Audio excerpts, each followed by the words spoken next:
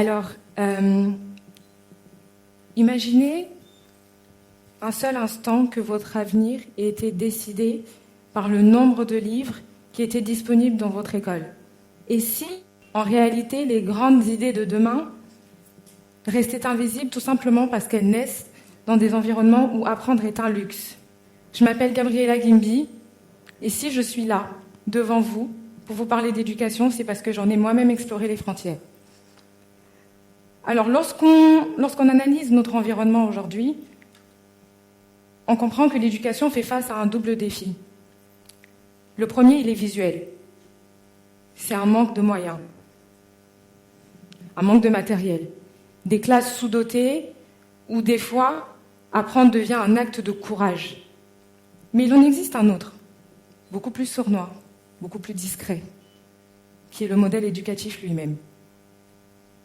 Un modèle éducatif beaucoup trop rigide, beaucoup trop centré sur la mémoire, les notes, l'apprentissage. En réalité, aujourd'hui, dans notre environnement, on apprend pour mémoriser et très peu pour agir dans le monde. Imaginez un seul instant que votre avenir ait été décidé par le nombre de livres disponibles dans votre école. Ce double manque qui fait face aujourd'hui, eh bien, c'est un frein. C'est un frein parce que ce manque de pertinence et ce manque de matériel, il ralentit. Et il étouffe les talents cachés. Alors, pour la petite histoire, je suis titulaire d'un bac S, spécialité SVT, et comme toute personne ayant grandi à Pointe-Noire, mon objectif, c'était de finir en pétrochimie, ingénieur pétrochimie, dans une société pétrolière. Alors, j'ai commencé mon parcours scolaire donc en école d'ingénieur, et puis la vie a fait que je me retrouve en école de commerce. Alors là, c'était à des années-lumière de ce que j'avais prévu. C'était vraiment à des années-lumière. À ce moment-là, je me dis, bon, afin de relier, donc de concilier la rigueur de la science, mais également la sensibilité, je m'oriente vers une spécialité marketing de luxe. Ça, c'est ce que je pensais. En arrivant donc en école de commerce, je rencontre un professeur de finance qui, lui, a changé ma perception de savoir. Donc, comme vous l'aurez compris, je viens de deux modèles éducatifs différents. Il y a eu celui du Congo d'abord, rigide, centré sur la mémoire, dans lequel on y apprend en soi pour réussir un examen et très peu pour contribuer ou pour faire face au monde. Ce système-là était beaucoup trop rigide.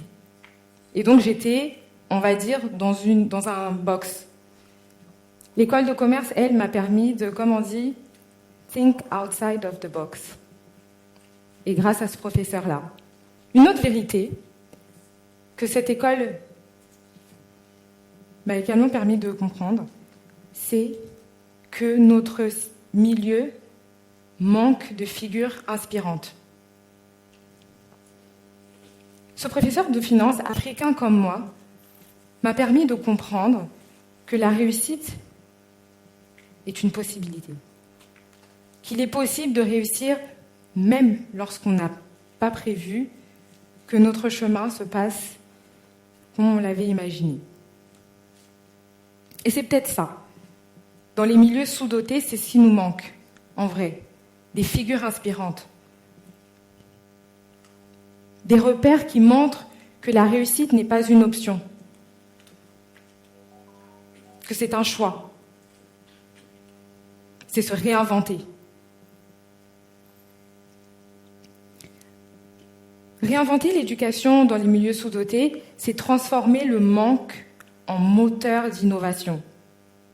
Parce que le vrai défi, en réalité, dans des milieux sous-dotés, ce n'est pas le manque de matériel, c'est le manque de modèles adaptés à nos réalités, à notre environnement.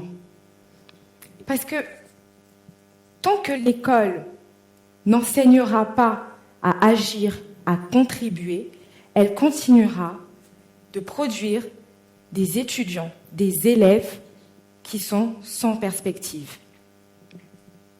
Réinventer l'éducation dans un milieu sous-doté, c'est pas copier les modèles d'ailleurs. Non, je pense pas. Mais c'est changer la manière d'apprendre, la rendre beaucoup plus humaine, beaucoup plus inclusive, beaucoup plus adaptée à nos réalités. Parce que je vais vous prendre un petit exemple. Comment enseigner la physique n'a jamais vu un laboratoire? Comment une jeune fille apprendrait la finance alors qu'elle n'est pas entourée de femmes qui dirigent des sociétés, qui dirigent des banques, qui sont PDG ou qui sont tout simplement des figures d'inspiration. Et c'est là le vrai souci. Comment révéler le talent d'un enfant? L'apprentissage doit cesser d'être un exercice abstrait. Il doit être un outil de transformation. L'école continue d'enseigner sans apprendre à ses élèves à agir dans la société. Alors, il y a une autre étude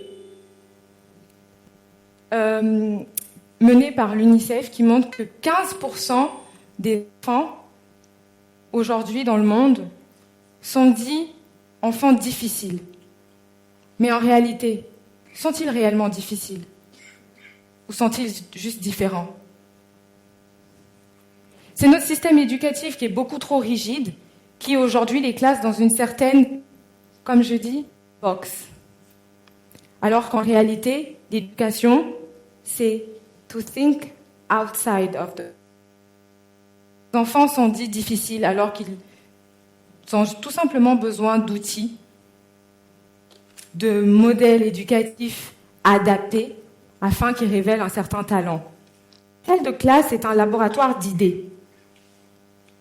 Une conversation avec une figure inspirante est une transformation. C'est une formation, c'est une masterclass, parce qu'on apprend de tout le monde. Imaginez un seul instant que le Congo soit ce laboratoire d'idées. Imaginez un seul instant des classes dans lesquelles la créativité est supérieure à la mémoire. Imaginez un seul instant un monde dans lequel les femmes voient, les jeunes filles voient des femmes comme elles enseigner la finance, enseigner la science, la technologie. Imaginez un seul instant. Eh bien moi, je n'ai plus de doute. Je sais que ces idées innovatrices, elles existent déjà. Dans nos quartiers, dans nos cités, dans notre environnement.